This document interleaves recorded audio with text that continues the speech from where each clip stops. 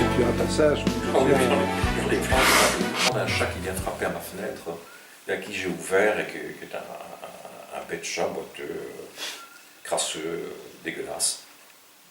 Je dis par exemple qu'il est boiteux d'une jambe, comme nous boitons de l'âme. Il sait bien qui je suis, mais si piteux qu'il soit, avec son regard borgne et son poil rêche, il a parfois plus de tenue. Il sait lui aussi qu'il n'y a pas d'issue. Il l'a accepté une fois pour toutes. Il m'a ramené un oiseau à moitié crevé, des ailes pendant au coin de sa bouche. Une rémige raclait le sol. Il a déposé son cadeau après l'avoir encore un peu secoué dans une pluie de sang qui a constellé le carrelage de petits ronds sombres. Il me regarde tout droit. Et comme l'oiseau couché sur le dos palpite et bat des ailes et tourne sur lui-même, il pose une patte dessus, comme pour le calmer. Il le regarde avec patience. Il attend sa mort sans animosité. L'oiseau fait une seule note courte et répétée sur le rythme de sa respiration. Je le regarde mourir. Qu'est-ce qu'un cadeau comme ça? Nous aimons les cadeaux.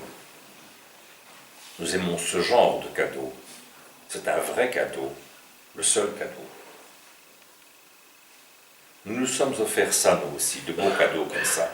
Nous plongions nos mains dans la poitrine de nos amis d'hier pour en offrir le contenu, non pas aux dieux que nous avons inventés pour en avoir le prétexte, mais à nos amis d'aujourd'hui, pour que ceux d'aujourd'hui soient nos amis. C'est encore une façon de leur faire signe. Les sacrifices sont les plus beaux des cadeaux. Ils vont des hommes aux hommes, des vivants aux vivants. Nous nous donnons la mort. Des dieux n'ont rien à voir là-dedans. Les autres sont mes bourreaux. Et moi je suis le leur. Et d'abord de moi-même. Salomé veut son cadeau. La mort du prophète.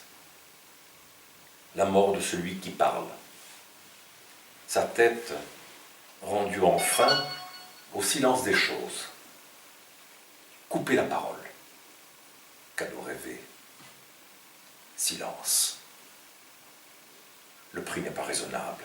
Justement, elle connaît cette part du mal qui n'appartient qu'à elle. Elle la sait de l'intérieur. Elle sait ce qu'il en est de l'intérieur et ce que c'est que le sien. Silence. Secret. Elle rit au hammam avec les autres femmes, loin des hommes et de leurs désirs, éternellement affichés. Connivence souriante et parfois d'autant plus bavarde qu'elle garde mieux le silence autour de ce qui n'a pas à être dit.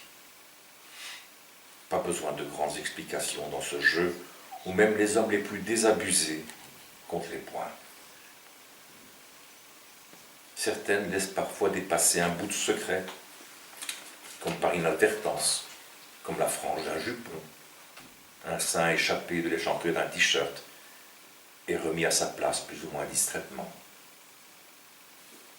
Elle parle du mal comme si y avoir affaire, c'était enfin avoir affaire à elle.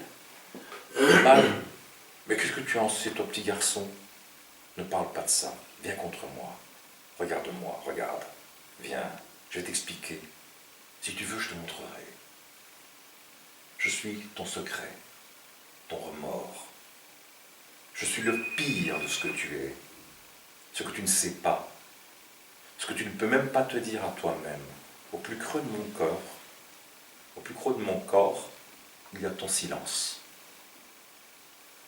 Tu peux regarder bien et fouiller dedans. Où tu ne verras rien, il y aura ton mensonge. Regarde-moi. Je suis le silence de ton mensonge à toi. Regarde-moi. Je suis ton silence. C'est une surprise. Il y a un texte qui traite le sujet. Voilà.